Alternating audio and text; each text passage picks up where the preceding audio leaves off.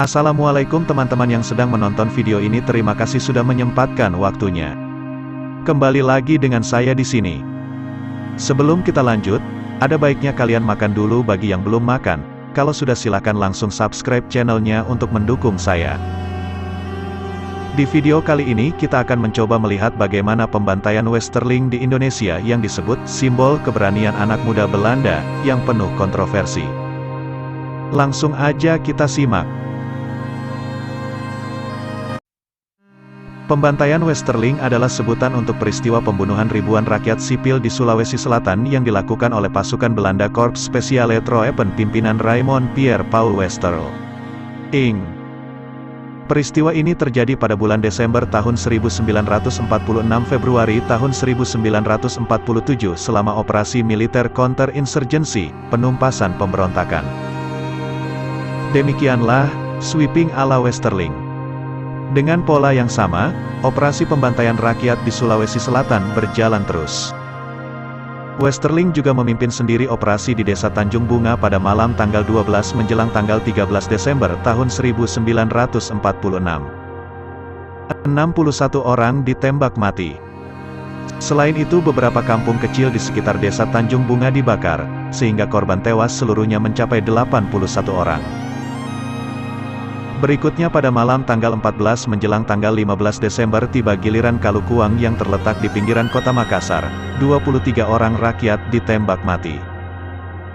Menurut laporan intelijen mereka, Walter Monginsidi dan Ali Malaka yang diburu oleh tentara Belanda berada di wilayah ini, namun mereka tidak dapat ditemukan.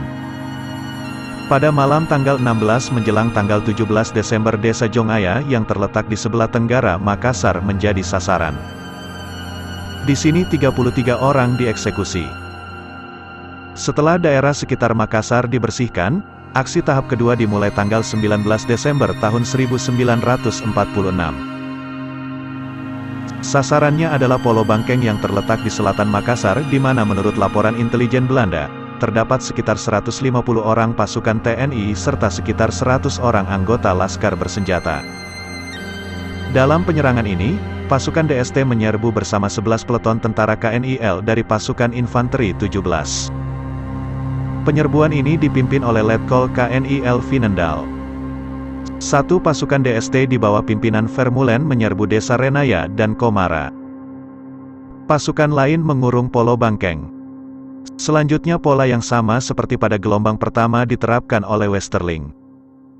Dalam operasi ini 330 orang rakyat tewas dibunuh.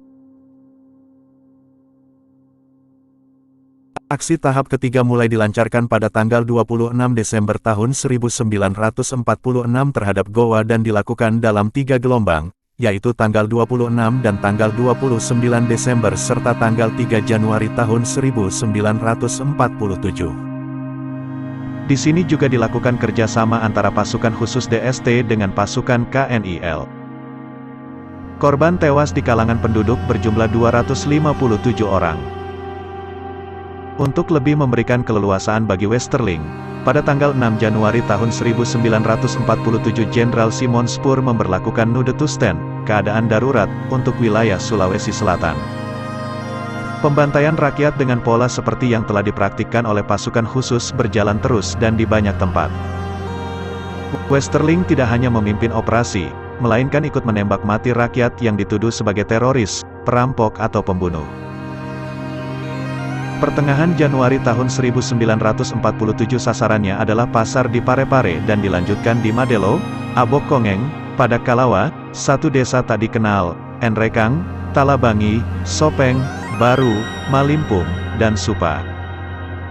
Setelah itu, masih ada beberapa desa dan wilayah yang menjadi sasaran pasukan khusus DST tersebut, yaitu pada tanggal 7 dan tanggal 14 Februari di pesisir Tanete.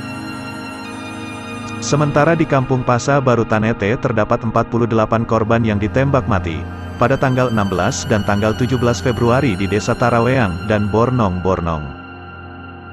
Kemudian juga di Mandar, di mana 364 orang penduduk tewas dibunuh.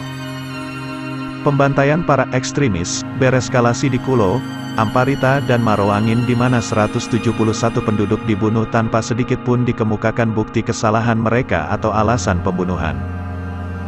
Selain itu, di aksi-aksi terakhir, tidak seluruhnya teroris, perampok dan pembunuh yang dibantai berdasarkan daftar yang mereka peroleh dari Dinas Intel, melainkan secara sembarangan orang-orang yang sebelumnya ada di tahanan atau penjara karena berbagai sebab, dibawa keluar dan dikumpulkan bersama terdakwa lain untuk kemudian dibunuh. Di semua tempat, pengumpulan data mengenai orang-orang yang mendukung Republik Intel Belanda selalu dibantu oleh pribumi yang rela demi uang dan kedudukan. Pada aksi di Goa, Belanda dibantu oleh seorang kepala desa yang tetap setia kepada Belanda. Jenderal Spoor menilai bahwa keadaan darurat di Sulawesi Selatan telah dapat diatasi. Dengan keberhasilan menumpas para ekstremis, di kalangan Belanda baik militer maupun sipil reputasi pasukan khusus DST dan komandannya, Westerling melambung tinggi. Jumlah rakyat Sulawesi Selatan yang menjadi korban keganasan tentara Belanda hingga kini tidak jelas. Tahun 1947, Delegasi Republik Indonesia menyampaikan kepada Dewan Keamanan PBB,